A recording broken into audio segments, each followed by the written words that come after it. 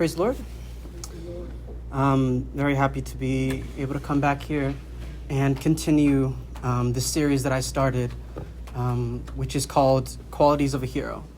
And like I said before, this series is a series that is heavily inspired by Pastor Peter, who I'll say over and over and over again is my hero. So I'm just going to recap a little bit of what I've been talking about the last two parts.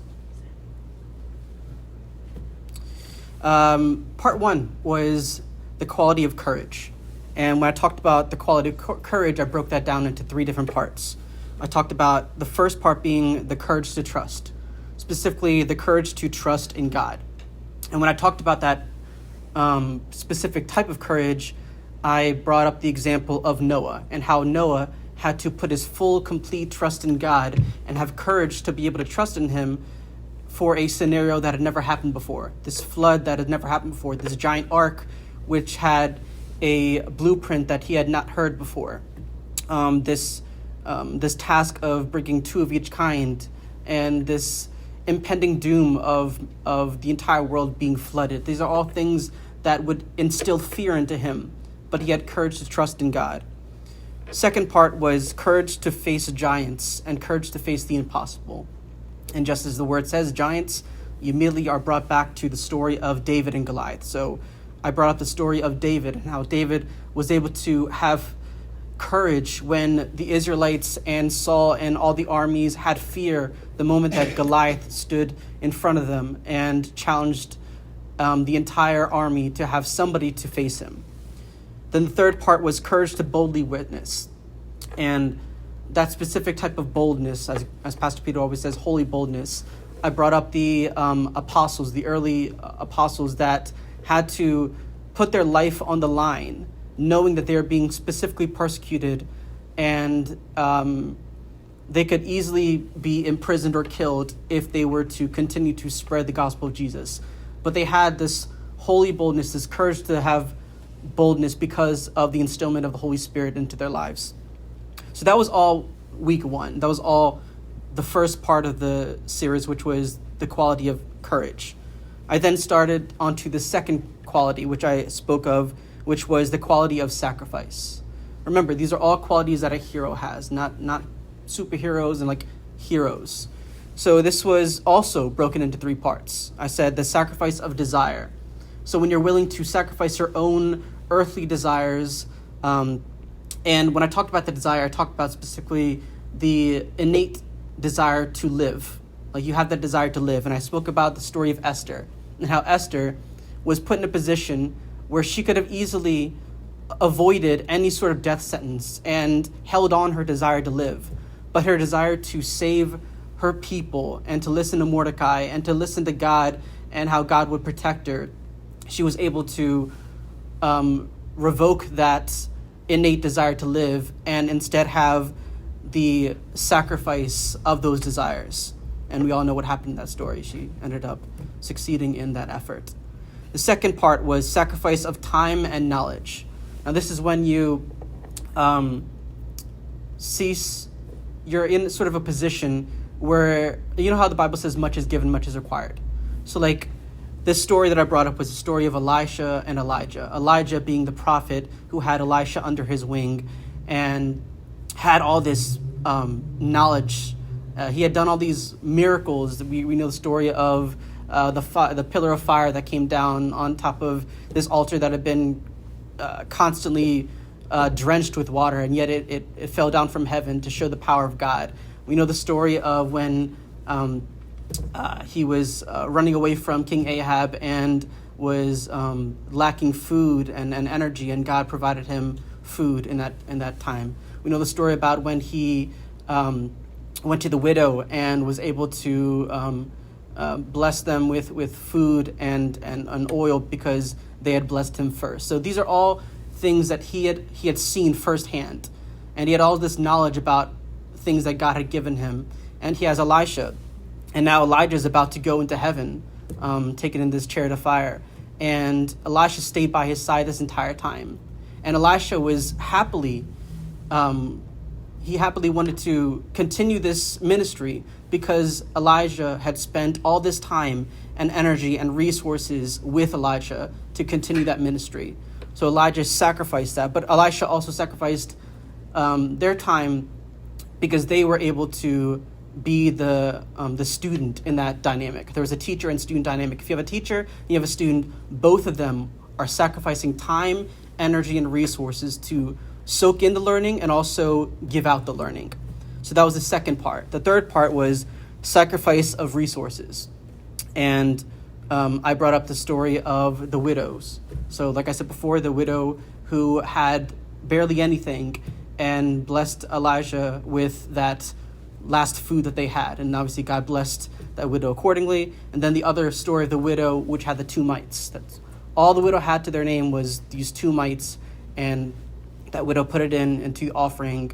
And God made an effort to bring that to the disciples' knowledge, saying that this person gave everything. You might think that you're proud of giving 100, 1,000, 10,000 to God's kingdom, but this person, knowing they had nothing, sacrificed everything in order for them to show that complete devotion and trust in God. So that was the second quality, sacrifice.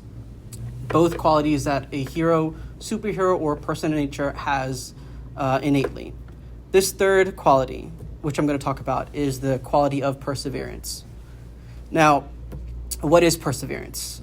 If I were to define it, I would say perseverance is persistence in doing something despite difficulty or delay in achieving success. And when I think about the word perseverance, I usually if it's a big word, I try to think of synonyms, so I'm able to remember that much easier. So when I think of perseverance, I think of words like determination. I think of tenacity. I think of resolve. And all three of those words, when you think about it, they usually come with a very positive weight to them. You usually don't think of when somebody says determination and it's like a negative thing, or tenacity or resolve. Usually it makes us imagine that there's someone who's pushing through an obstacle with a strong will in order to achieve their goals. And that sounds impressive. That sounds very encouraging. However, we know that life is not always like that. Sometimes just pushing through is not the right way to go about things. We have all had incidents in our lives where pushing through with brute force was not the right play. Doing so would end up giving us less positive words of perseverance. Words such as hard-headedness, words such as being stubborn, words as being single-minded. These are all still perseverance, but they're more in a negative light. And so often we like to take control of everything in life. We like to be the drivers of our car on this road to life. We don't like to listen to any sort of backseat drivers. We don't like to listen to advice from onlookers. And we are the ones who make the decisions for where we are going and how long it will take to get there. You don't want anyone to tell you about some sort of alternate route. You don't want to hear about any sort of shortcuts. You don't need any sort of directions because you know where you're going. You usually say, are you driving or am I? Does any of this sort of sound familiar? Because this is a type of personality and a type of mindset that we all sort of have. I mean, just the term backseat driving kind of causes you to curl up a little bit because, like, obviously you're the driver, it's your car, you're driving, you know where you're going. You don't need to hear somebody next to you who's not doing that task try to tell you what to do. And that's sort of how we feel in life, specifically as a Christian, where you know that you're living a life, but you need to give up control of that life to God. And that is very hard to do. We're all guilty of that mindset. So many of us want to believe that perseverance means pushing through. And while that is true to an extent, like I said, it all circles back to the mindsets and to your heart. And I think of two questions when I think of perseverance in order to figure out if you're doing it in a positive way or a negative way. You get two questions. What are we doing to push through? And why are we pushing through? And the answer to those two questions will sort of reveal what type of way you're doing. So the Bible talks about perseverance quite often. I usually turn to the book of James to learn about it. James chapter 1, verses 2 to 4 read, "Consider it pure joy, my brothers and sisters, whenever you face trials of many kinds, because you know that the testing of your faith produces perseverance. Let perseverance finish its work so that you may be mature and complete, not lacking anything." So here we see that trials come with life. It's not very controversial to say. If we have lived a life this long, we have known that there's trials, tribulations, obstacles, every single which way you go, no matter what route you take. We're not able to avoid it. But when we come across these trials, we must remember that it is during these times when our faith is tested. Not only that, it is a joyous time as it provides us a way to persevere. And this perseverance is used so that we may grow and be mature and be stronger for it and also wiser for it. Now, it is hard to ever think that trials could be anything but stressful. When you come across an issue or a trial or obstacle in your life, the immediate thing you do is stress about it, because now you're content, you're going one direction, and now there's something in front of you. If you're driving and you are driving and then it's the road is backed up, what happens to your thoughts or what happens to your emotions? You start to get agitated. You're thinking, I was traveling like 50, 40 miles right now, and now I'm stuck at 10, 50 miles per hour. Now I'm stuck at a red light. Now there's road work ahead. Now there's a detour. And you had initially had a plan, go from point A to point B, and now you've come across obstacles that alter that route. So, what good can come out of trials? Verse 12 in that same chapter says, "Blessed is the one who perseveres under trial, because having stood the test, that person will receive the crown of life that the Lord has promised to those who love him." So this perseverance under trial will grant us a heavenly gift that God has promised us.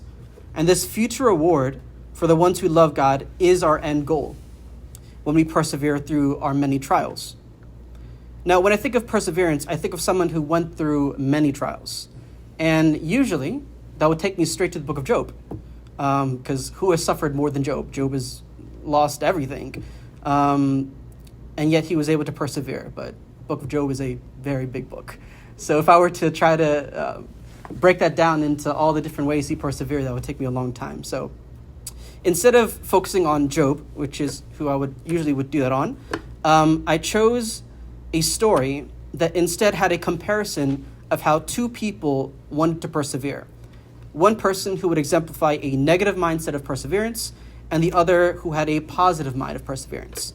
And in order to do that, I went to the story of Moses, who, granted, is a big story itself, but I focused on one specific story of his story. That story is full of lessons and stories, and we can all learn even today. No matter what part in Moses' story, you can parse something that will help you in your today life. So I'm going to highlight key moments and focus on the book of Exodus, specifically the first part of Exodus. And we're going to see the differences between how one person pushes through with positive perseverance and how the other pushes through with negative perseverance. So before that, we need to set the scene for the book of Exodus. We remember how the Israelites ended up in Egypt. To do that, you need to remember the story of Joseph and how Joseph went to Egypt, and Joseph ended up being in charge of what was going on during the famine, and Egypt was the only place that had any sort of food. So people had to come to Egypt to get any sort of food. And we know the story of Joseph, how Joseph's brothers came over to try to get food, and you know, the story of how the whole testing of the brothers. But in the end, his entire family came to Egypt, and all the other Israelites came to Egypt because that was where there was food. So the migration to Egypt initially served as a means of survival for the Israelites during this famine. However, the Israelites multiplied and grew in number over the years, and they ended up becoming a substantial community in Egypt. But their presence eventually led to fear for the Egyptians, and so it led to their enslavement and oppression by the Egyptians, which ends up setting the stage for the story of Moses. We start in Exodus chapter 1, and this is where there's a new leader who fears this growing size of Israelites. So Exodus chapter 1, starting from verse 6. Joseph and all his brothers and all that generation died, but the Israelites were exceedingly fruitful. They multiplied greatly, increased in numbers, and became so numerous that the land was filled with them. Then a new king, to whom Joseph meant nothing, came to power in Egypt. Look, he said to his people, the Israelites have become far too numerous for us. Come, we must deal shrewdly with them, or they will become even more numerous, and if war breaks out, will join our enemies, fight against us, and leave the country. So they put slave masters over them to oppress them with forced labor, and they built Pithom and Ramses as store cities for Pharaoh. But the more they were oppressed, the more they multiplied and spread. So the Egyptians came to dread the Israelites and worked them ruthlessly. They made their lives bitter with harsh labor and brick and mortar, and with all kinds of work in the fields. In all their harsh labor, the Egyptians worked them ruthlessly. So this is the story. This is the environment that is set for the story of Moses. Pharaoh's paranoia of the Israelites creeps into his mind, and this causes a deadly domino effect. And Pharaoh is one of the two people that we're going to focus on today to track the positive and negative perseverance outcomes. So to do that, we need to sort of place ourselves into Pharaoh's mindset. Pharaoh, which is king of Egypt, was born into royalty. He was born with the sole fate of being Pharaoh. There was no other job or position. Essentially, his entire mindset made him believe that everybody was under him. They were all less than him. He was God to the people. And he sees this growing number of refugees, that being the Israelites, and they were not from his nation. They did not worship their gods. They did not look like them. So to show supreme authority, he takes his people and he forces the entire group of Israelites to submit to him and enslaves them to do forced, hard labor. And he believed that they could grow, that they could grow more rapidly, these Israelites I'm talking about, to rival the Egyptian people, and that they had the potential to have enough power to join enemy groups and challenge his kingdom. And so he gave them forced hard labor so that he could put this nightmarish thought to rest. This was supposed to be the answer to his problems. But there was a problem. There was a problem in front of him, but he was Pharaoh. Like I said, he was a god to his people. And he thought that brute strength was enough to consistently solve his problems. He's Pharaoh. He's in charge of everyone. Like, no one's going to question his judgment. No one's going to question his actions. So any sort of brute force is enough to solve his problems. He's Pharaoh. And that is the beginning of our first example of what happens when Pharaoh encounters a problem that will not go away. He sees a problem, and using his power, he uses force to eliminate it. However, we know the story. More was needed to solve that problem. So let's reread verses 12 to 14. Oh, I already read that, didn't I? Yeah. Anyway, the Israelites, in verses 12 to 14, it tells you they still grew in number, even when they were oppressed. So no matter how much oppression Pharaoh was willing to dole out to the Israelites, which was supposed to be the solution to culling the population problem, God instead thought, no, that's not going to solve the problem. I'm going to still let them grow and increase the number, no matter what type of force you're going to apply onto these children. And Pharaoh's fear of a growing number was not put to rest even after enslaving them and giving them forced labor. So what does he do now? What usually we all do when we come across a problem and it's not working, we double down. So he says, I've decided to solve this problem of the growing Israelites by enslaving them and forcing labor. So because they continue to grow, I will stick to my plan and use more force. They don't stop growing even when treated as slaves and forced to do work. I'll make their lives absolutely miserable. I will work them to death and make them do different jobs in the field and treat them worse than trash. Pharaoh's mindset never changed. He believed the slogan, might makes right. He thought that even if your plan does not work, if you are a person in power, you need to stick to it harder as it is clearly the right plan. His God complex made him unwilling to change his mind or the route that he took. And this is his stubbornness, hard-headedness, and single-mindedness, which is his form of negative perseverance. So let's answer those two questions I brought up earlier. What is he doing to push through? He is doubling down on a choice that did not solve his obstacle. Why is he doing this? He's doing it because he is the highest man in power and he views himself as God, so he cannot be wrong. And based on those two questions, we can see why his perseverance is viewed as negative and not positive. But have we ever done something similar to that? Have you ever been in a position where you clearly decided on how to solve an issue, and when it did not work, you still doubled down because you decided, I'm not going to be wrong in this instance? I know I have, because it is hard to convince me that I'm wrong. I usually make a decision and try my hard. You're nodding your head. I usually make a decision and try my hardest to stick to it. Now, it's possible to persuade me to change my mind, but it takes a lot of convincing. Some things I will never be convinced of. I think of sports. You can make all the statistical arguments you want about Philly sports and how we are destined to be an underdog city that either chokes on the biggest stage, like all our teams did this year, or take forever to make a run for a championship. In my lifetime, I've still not seen the Flyers or Sixers win a championship. I know they have in the 70s and 80s. I was not born yet, so I still have not seen them, but yet I still support them every single year, only to be heartbroken.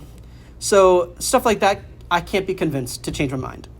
No, I'm talking about situations that are more like deciding to do something, and even after seeing it not produce the desired result, you still don't change course. This could be something as simple as refusing to look at instructions or following advice. And I'm going to bring up an imaginary scenario. This could be as relevant or not. I know I've been in this sort of predicament.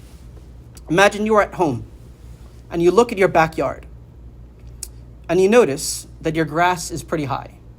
You may have neglected it to mow it for some reason. It doesn't really matter. At this point, you notice that your current lawnmower is broken. So what must you do? You got to buy a new one, right? So that you can use it to mow your grass. So you go out and you buy it. You take it home, and your spouse says, take it out of the box and read the directions on how to operate it. You get upset, arguing, you're not an idiot. You're not the one that mows the lawn, and you clearly know how lawnmowers work. It shouldn't be that hard. The machine is simple. There's very few parts to assemble. The main engine is already set up. So you throw away the manual. You piece it all together, and you attempt to start mowing. And you start to get upset. You push it around, and you realize that it's not started. It's not cutting anything. You spend hours in the hot sun messing around with it. Your spouse clearly sees your anger and suggests that you look at the manual to see what it is wrong. But you angrily refuse, saying that the dumb thing is broken. So you angrily pack it all up, throw it back in the car, because you're going to return it because clearly you were given a defective mower. You take it to the store, and they give you a hard time trying to understand what exactly is the problem. You don't know how to explain it, but you keep reiterating that the machine does not work despite all the hours you put into it. The store worker asks if you looked at the manual, as in looked at the manual, which is the manual in the plastic sleeve, because in that plastic sleeve was a key needed to start the mower. Now, if you remember, in this imaginary scenario, you threw away the manual, so you never saw the key, a key that was needed to start the mower, which is why it didn't work. It was never broken. You just needed to change your mindset and listen to advice. You needed to see that hours putting into doing things your way was not working, clearly. Doubling down and believing that it was broken and never checking the manual brought you to this point of humiliation. You could have saved yourself hours of torment, hours of anger and frustration in public, and you could have a cut lawn by now. Now, does this scenario sound believable? Probably. There's a lot of us that are pretty stubborn. It could happen to any of us. It might have already happened. Too often, we want to be right. We don't want to be proven wrong. We want to believe that the work put into doing things my way has worked out so far, so why change? Even when things are not working, we double down and try to force a positive outcome. But usually, when we do that, we force a negative one that would have been spared if we decided to not be stubborn, hard-headed, or single-minded. And this is because you had a negative mindset to those two questions. So let's bring back those two questions again. What are we doing to push through? We are sticking to our initial plan despite it not working, prompting us to double down and waste hours on it. Why are we pushing through? We're pushing through it because we don't want to be seen as dumb or wrong. Also, this way usually works, and we want to keep what works. Now, the positive version of this imaginary scenario would have been you brought the mower home, you opened the box, all its contents, you would hear the advice of checking the manual, and even if you tried without it, you decided to check it and learn how to put it together as your way at that point was not working. Doing so would have saved you a lot of time and accomplished your goal of setting it up and cutting the grass. You also would not have anger and frustration in your heart. You would have avoided an argument with the spouse and avoided public humiliation. And this is persevering through an obstacle positively. So we ask those two questions again, but we find out differently. What are we doing to push through? Well, we listen to our spouse's advice and change our initial tried and true plan because it wasn't working. Why are we pushing through? We are pushing through because we want to get things done in a way that best accomplishes our goal. So, imaginary scenario aside, let's return back to our Exodus story. And we have seen this initial start of Pharaoh's negative perseverance. He saw the growing Israelites, and instead of altering his plan, because he saw that it wasn't working, he doubled down on force. And this act did not stop the growth of the Israelites. As we read further, we read that this paranoia caused Pharaoh to make a royal decree to make more destructive force to stop the growth of the Israelites. At the end of the chapter, he tries twice to kill the Hebrew men, since his efforts earlier did not stop their growth. Again, we see that he does not stray from force. He uses force again. He doubles down on that force to solve his problem by throwing around the royal power that he has, and he causes pain and destruction to the Israelites, hoping that this time it prevents their growth and possible mutiny. We find all this out in same chapter, verses 15 onwards. The king of Egypt said to the Hebrew midwives, whose names were Shiphrah and Puah, "When you are helping the Hebrew women during childbirth on the delivery stool, if you see that the baby is a boy, kill him. But if it is a girl, let her live." The midwives, however, feared God and did not do what the king of Egypt had told them to do. They let the boys live. Then the king of Egypt summoned the midwives and asked them, "Why have you done this? Why have you let the boys live?" Now the midwives answered Pharaoh, saying, "Hebrew women are not like Egyptian women. They are vigorous and give birth before the midwives arrive." So God was kind to the midwives, and the people increased and became even more numerous. And because the midwives feared God, he gave them families of their own. Then Pharaoh gave this order to all the people: "Every Hebrew boy that is born you must throw into the Nile, but let every girl live." So here we see that Pharaoh instructed the Hebrew midwives to kill the Hebrew boys when they were born and only sparing the girls, because he thought that this was a way to stop the population. If you get rid of half the population, there's no way for them to grow at all. And this was another attempt to solve the Israelite problem using destructive force. Now his paranoia grows more and more increasingly, and his stubbornness toward finding an alternate course of action grows. And we read, again, that the midwives, who are godly women, spared the boys, and they did not die. And God blessed them, and they flourished, and they grew more and more. Angered, once again, for failing to resolve this obstacle when he told the midwives to kill them, he issues a decree to kill every single Hebrew boy born. This was no longer just an instruction to the midwives, but an order to all the people. Pharaoh was sure of himself, if he doubled down now, that he must have solved this irritating conflict of the growing Israelite people. Clearly not, because we know the story of Moses. Moses is born, his mother hides him in a basket, he drifts into the Nile, finds Pharaoh's daughter, and begins to be raised by her in the palace. Pharaoh did not worry about the Israelite problem after this time because he believed that he had fixed it. He had killed all those Hebrew boys, threw them in the Nile. Clearly, that Israelite problem of possibly growing into be a force of mutiny must have been fixed, because he feels that he broke their will and he broke their spirit. But we fast forward in the story. Moses is now grown. He sees the Israelites being beaten and nearly killed while they're working because, remember, Pharaoh had given them harsh forced labor to the point that they could die. So Moses' anger rises. He secretly kills an Egyptian. He then runs away when confronted by other Israelites, and he narrowly escapes Pharaoh's wrath. And during Moses' voluntary exile, the current Pharaoh dies. The Israelites groan and cry to God to help them in their suffering. And this is the story where the mass exodus from slavery in Egypt happens. We start in chapter 3, which is where Moses' story of freeing the Israelites starts. This is the story of the burning bush. God commands Moses to be the one to deliver Israel from the Egyptians using his power.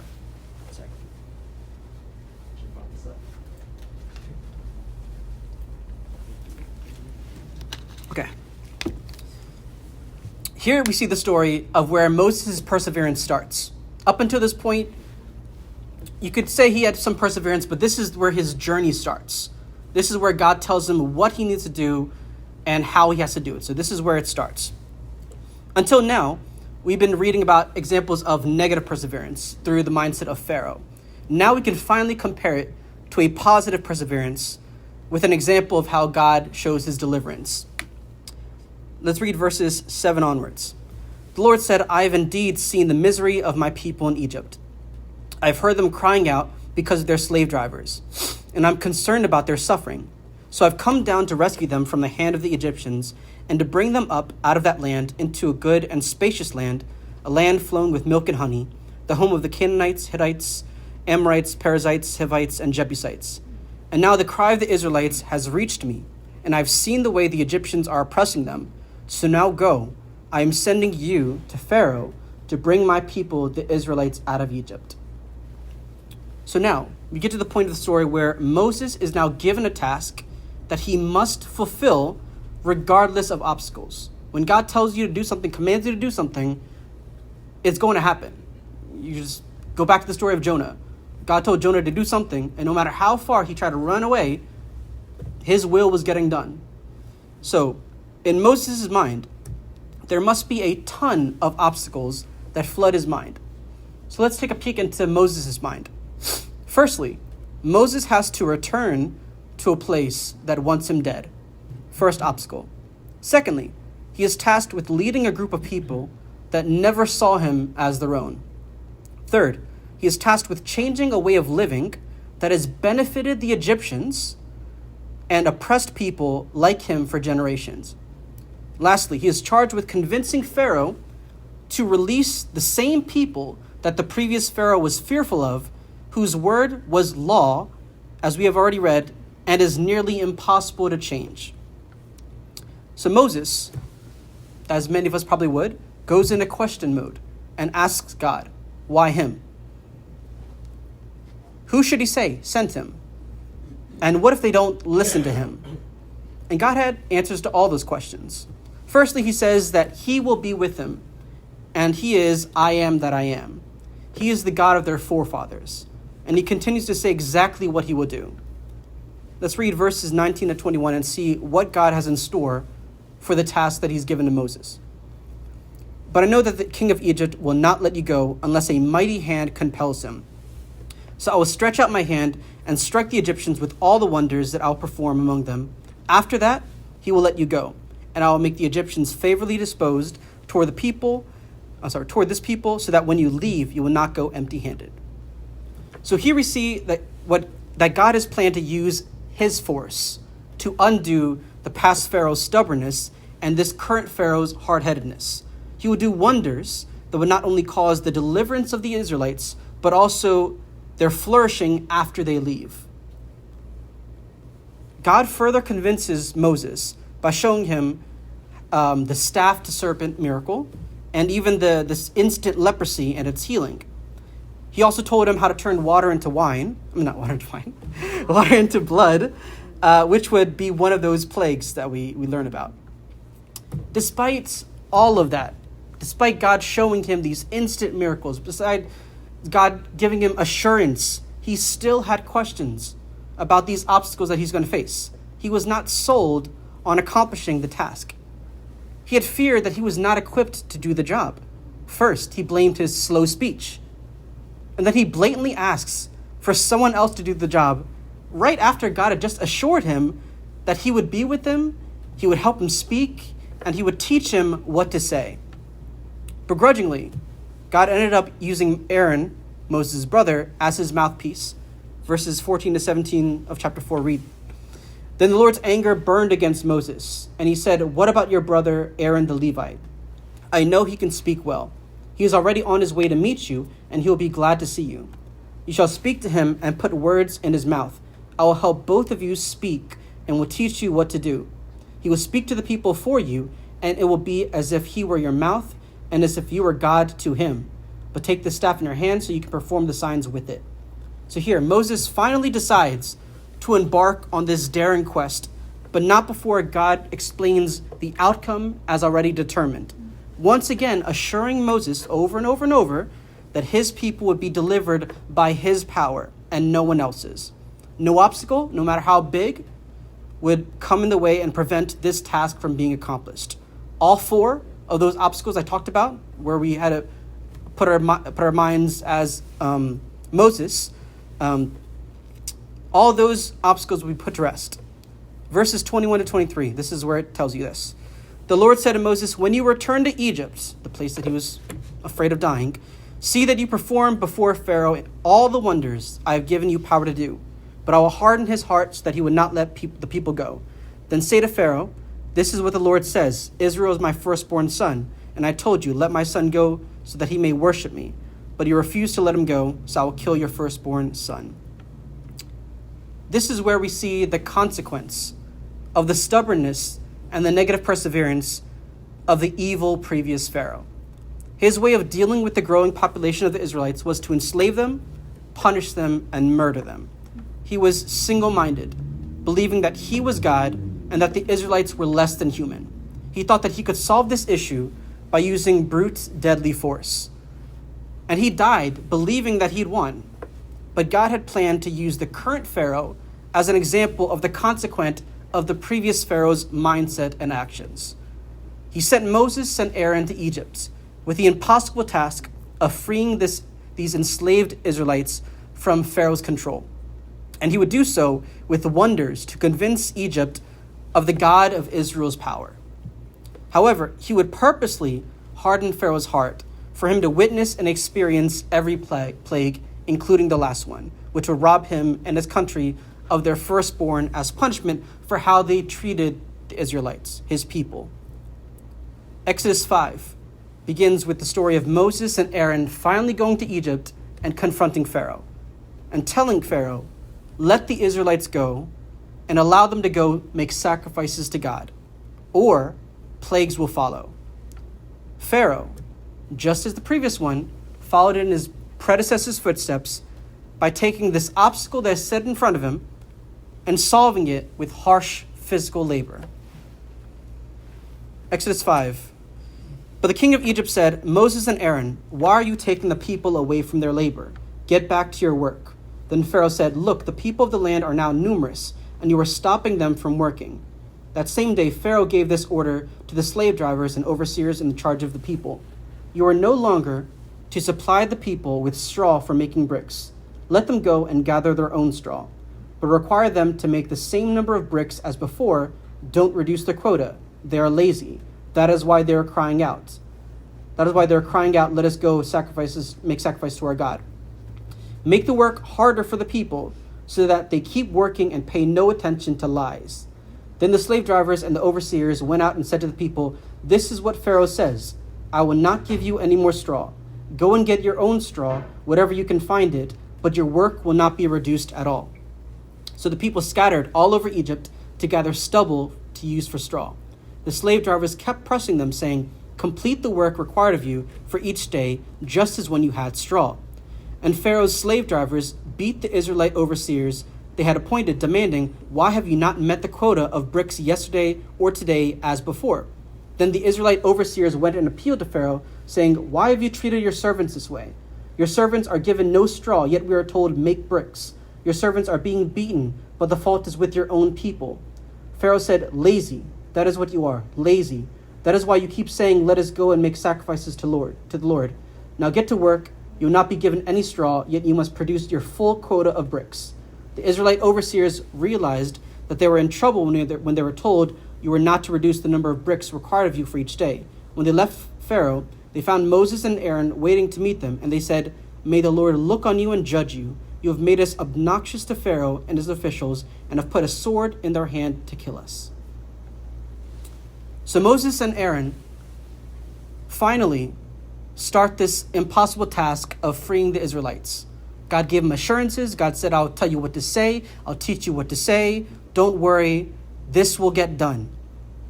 And the moment that there is an obstacle put in front of Moses and Aaron's face, they're met with pushback from the people that they're meant to save.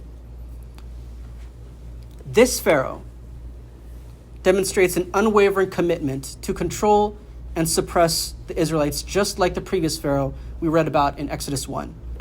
In Exodus 1, the previous Pharaoh instigates fear-driven oppression, enslaving the Israelites and killing newborns in order to quell the perceived threat of the Israelites. Fast forward to this new Pharaoh in chapter 5, and we witness a continuation of this oppressive rule as Pharaoh responds to Moses and Aaron's request for a brief worship break with stubborn refusal and initiates an act of brutality as he increases the workload of the Israelites and punishes them for not meeting quotas. This common theme of brute force and violence to enforce the Pharaoh's will is the same type of hard-headed, stubborn, and single-mindedness that coincides with negative perseverance. When given an obstacle, Pharaoh sticks to the tried and true brute force option, never trying other options. At the end of chapter 5 and at the beginning of chapter 6, we see how Moses perseveres when he's given this obstacle. He's now face to face with this first obstacle, and he retreads the same mindset that he had the moment he encountered God in the burning bush. He questioned God, and he fell apart when he feels underqualified. Moses started his journey by believing that he should not be the one to lead Israel, as he was slow to speak. He questioned God at every turn, and even when God told him everything, he still said that he wasn't the right one. Now again, he's in the same position as he was when he was shut down by Pharaoh. He's shut down by Pharaoh now and his people, and they're now angry at the outcome, and they're also all against him. And this causes him to question God, stating that if he can't even convince Pharaoh, how can he convince the Israelites? Chapter 6. Therefore say to the Israelites, "I am the Lord, and I will bring you out from under the yoke of the Egyptians. I will free you from being slaves to them, and I will redeem you with an outstretched arm and with mighty acts of judgment. I will take you as my people, and I will be your God. Then you will know that I am the Lord your God, who brought you out from under the yoke of the Egyptians. And I will bring you to the land I swore with uplifted hand to give you to Abraham, to Isaac, and to Jacob. I'll give it to you as a possession. I am the Lord." Moses then reports this to Israelites, but they did not listen to him because of their discouragement and harsh labor. Then the Lord said to Moses, "Go tell Pharaoh, king of Egypt, to let the Israelites go out of his country." But Moses said to the Lord, "If the Israelites will not listen to me, why would Pharaoh listen to me, since I speak with faltering lips?" So just as before, Moses is not changing his way of thinking. He continues to treat obstacles just as he did when he started. His mindset is still the same. If he does not change, he will be just as stubborn as Pharaoh and maintain this negative perseverance. With God's answers, the constant assurance of his immediate presence, and complete victory, you would think that he would start to change. His attitude, though, is not unlike our own. From our perspective, we would say, "Come on, Moses. God literally told you all those things, and he showed you his power and his might, and you still question everything, and you still struggle with belief." But how often are we the same? God tells us precisely what he wants from us. It's not a mystery. We know he is constantly present and always talking. He is revealing things to us always, but we are not always focused or listening. I'm going to use myself as an example. From a young age, I knew ministry was what God wanted for me. I did all that I could to emulate my grandfather, Pastor Peter. I would grow up to be just like him, for all I knew. That's what I believed in as a kid. That's what I felt was God's plan for me. It was clear as day. But I got older, and that plan started to shift. I stopped focusing on ministry and instead focused on other passions and other likes. I soon began viewing ministry as an impossible career. It wasn't wise to consider it a possibility. God was wrong. Maybe it was for my grandfather, but not for me. Fast forward to college. This is where I hit rock bottom. This is where I feel lonelier than I ever felt. I felt further away from God than I ever had before. I felt immense depression and hatred of myself more than I ever did. Where did that lead me? Nowhere good. But that's where God found me. In my darkest place. He found me. Right then and there. Everything changed for me. My entire mindset changed. My heart changed. I realized my life was not my own, and God did have a plan for me, and I was running from it. I fell on my face, prayed for hours, cried for hours, and ended up rededicating myself to him. Ironically, he gave me a calling in ministry. No matter how much I ran from it, he decided it long ago. And you would think that knowing the end goal now as an adult must mean that I was totally on board. Nope. I questioned God at every single turn. I did not want to give up control of my life because I didn't know where anything led me. I would throw myself into a situation where I was clearly serving God. I was passing the time entirely focused on him and sowing seeds in his kingdom. Surely, this must be where I was needed. And just when I got comfortable, what happens? God moves me somewhere else. Then once again, do the same thing. I struggled so much because I had no idea how to give complete control to God. Every time I encountered an obstacle, I would struggle with fixing things on my own because I didn't want to place a burden on anyone that I cared about. And I would struggle with fully depending on God's way to handle it. I questioned God at every turn. I asked him, what am I doing? Why am I here? How long until you lead me to the place I can stay? Where is my place in this world? You gave me a purpose. You told me the end goal, but I need to know the steps. You can't keep doing this. This may not be for me. Maybe I misheard you. You see, the moment I start asking those questions and speaking that way, I'm trying my best to maintain some sort of control. I say, God, you told me where to start. You told me how it ends, but tell me the steps. I want control of every step that I make. And just as Moses was clearly called by God, and just like he continually said he was inadequate when facing obstacles, I did the same. I did not put my whole trust in God. My perseverance on this journey was negative, as I was stubborn. My answers to these two questions made me realize that. What were those two questions again? What am I doing to push through? My answer was, I am moving through obstacles by getting confused and questioning God every step of the way. Why am I pushing through? I'm moving through because I believe this has an end goal, but I'm struggling to find it. If I question God and get confused every time, then I'm doing the same thing repeatedly. I have not altered my way of thinking and have not considered different approaches. That is being stubborn and single-minded. I'm not persevering on my journey positively. Instead, I should allow myself to spend time with God, read his word, talk amongst other believers, fast, and a million other things. I will not always get the same result if I repeat the same thing that I used to do before God.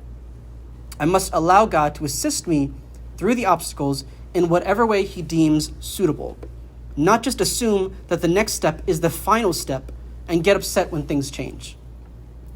Letting go of control when God puts you on a path is not easy. Remember, perseverance means to persist towards something despite difficulty or delay. And when we allow God to be our head, we let him be the driver. We cannot now backseat drive or question his direction. If we want to persevere positively, we need to submit to the idea that our way of thinking and living will not be enough anymore. We must be flexible and approach obstacles in new ways, as some may last longer than others, and some require alternate resources. If we succumb to our stubbornness, our outcome will not be the desired one, and we may never get to our proper place if we are stuck in the ways of the past. I don't know about many of you, but something I know about myself, cliffhanger. I am a planner. I love to write out everything that I'm going to do. If I'm going on vacation, my mom knows, I research everything that I want to do. I research what are the fun things to do, what are the places to eat, where are the places to go, and so forth. I map out every single day, every single time, and devote those times and things for those different things. That is my go-to, tried and tested form of planning. What do you think is an issue that always comes up? Something happens to mess up that schedule. That happens often. It's when I could have something specifically planned for a certain time, but that might be the time that it rains. That might be the time where things run late. And now, that obstacle does one thing, and one thing only. It ruins my mood. And it gets me in a frenzy, trying to figure out how can I still do that thing that I missed, but still fit everything else in. Sometimes God allows things to happen, and that reason is to nudge our ego and remind us that we are not the overall planner.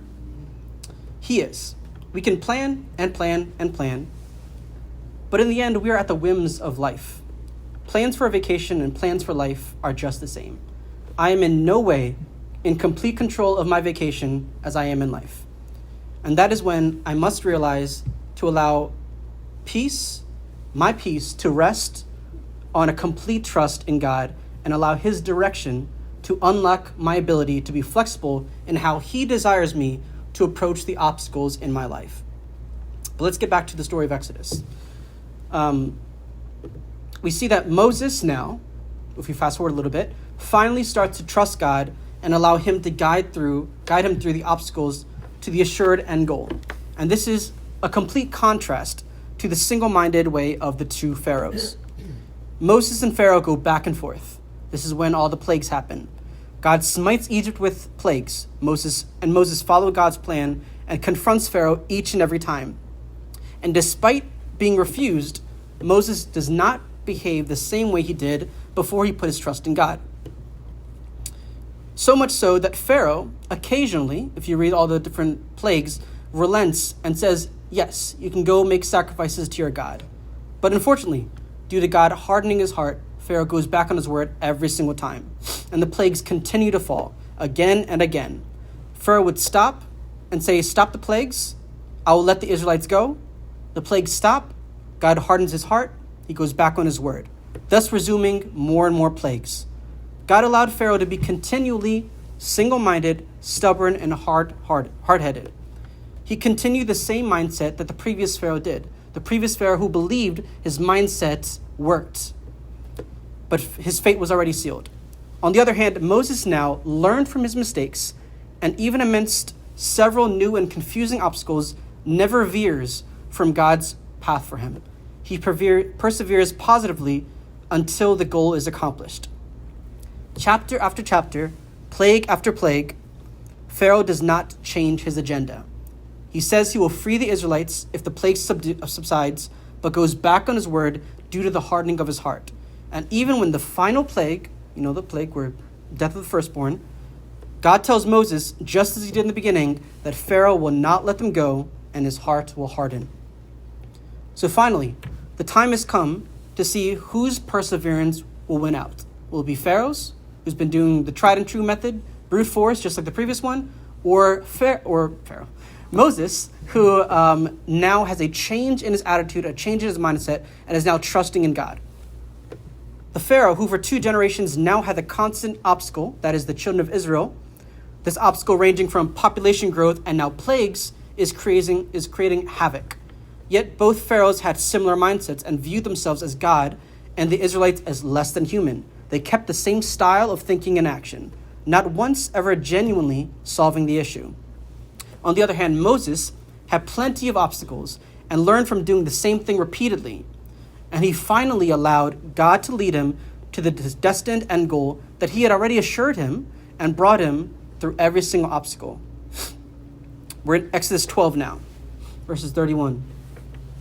During the night, Pharaoh summoned Moses and Aaron and said, "Up, leave, my people, you and the Israelites. Go worship the Lord as you have requested. Take your flocks and herd as you have said, and go, and also bless me." The Egyptians urged the people to hurry and leave the country, for otherwise, they said, "We will all die." So the people took their dough before the yeast was added and carried it on their shoulders in kneading troughs wrapped in clothing. The Israelites did as Moses instructed and asked the Egyptians for articles of silver and gold and for clothing. The Lord had made the Egyptians favorably disposed toward the people, and they gave them what they had asked for, so they plundered the Egyptians. So finally, the Israelites are liberated from the tyrannical rule of the Pharaoh. And it goes down exactly as God told Moses back in chapter 3. So let's go back to chapter 3 really quickly. This is early on. This is when God told Moses of this task. He says, "But I know that the king of Egypt will not let you go unless a mighty hand compels him. I will stretch out my hand and strike the Egyptians with all the wonders that I will perform among them. And after that, he will let you go, and I will make the Egyptians favorably disposed toward his people, so that when you leave, you will not go empty-handed." So God laid out the road for Moses. He assured him of the end goal, and he succeeded in fulfilling the end goal precisely as he described the moment he told him.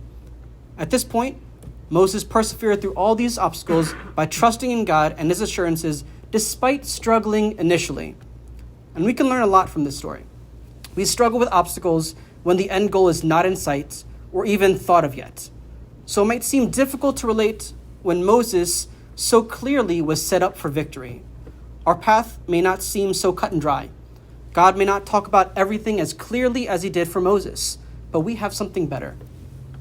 For instance, we have a God who lives in us, who never leaves us or forsakes us, a God who fights for us and protects us, a God who provides for us and always hears us when we call on him for anything, a God who never sleeps or slumbers, a God who makes enemies run in 7 different directions and fall by the thousands on either side of us, a God who can bear our burden and give us a light yoke. That God is always with us as we go throughout life, no matter what goal or path we are placed on. He is with us to accomplish it and help us overcome any obstacle. I believe that is the best reason to trust in him as we persevere, and that will allow us to have determination, tenacity, and resolve, which brings forth positive perseverance instead of stubbornness, hard-headedness, and single-mindedness, which will bring forth negative perseverance.